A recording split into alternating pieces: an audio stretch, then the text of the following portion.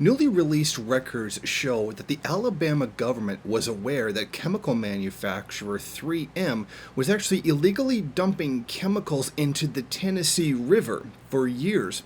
And this has been exposed by a WHNT News 19 investigation, which shows that it has been happening since 2014.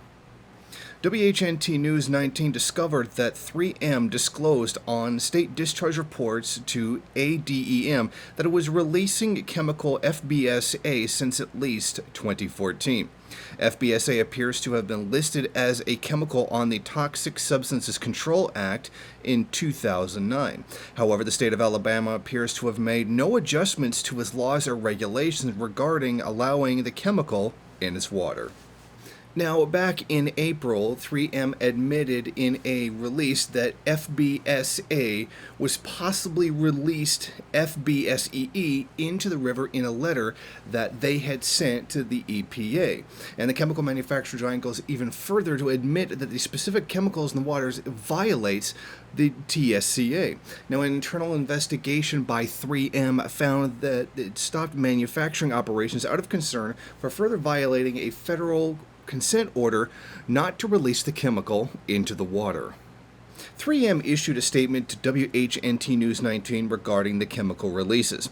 3M voluntarily reported to the EPA and the ADEM releases from our manufacturing processes that did not comply with the Toxic Substances Control Act. We shut down the identified manufacturing operations and are completing initial changes to fully address the issue. 3M takes seriously its environmental compliance obligations and is continuously assessing its performance against such obligations. A consent order, which 3M's letter says was established in 2009 with the EPA, acknowledged that the company is prohibited from releasing the chemical into the water or releasing it into the environment in general, because the agency, the EPA, is still working to determine if the chemical poses a risk of injury to health or the environment.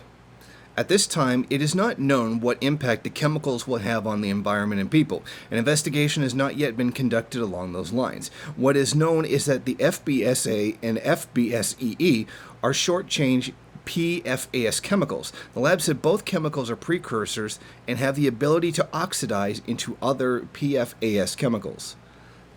It appears that once again there has been complicity between the state and a private manufacturer, a private business, a capitalist enterprise, to essentially place the environment in danger, which means anybody whose livelihood depended on the Tennessee River was probably infected with these chemicals at one point or another.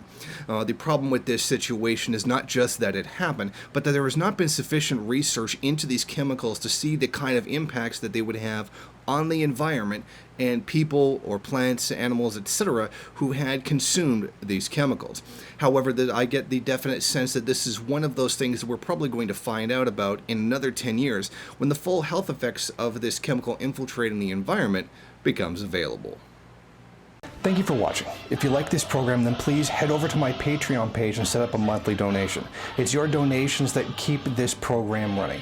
Also, if you would like, please rate, comment, subscribe, and share in various social media.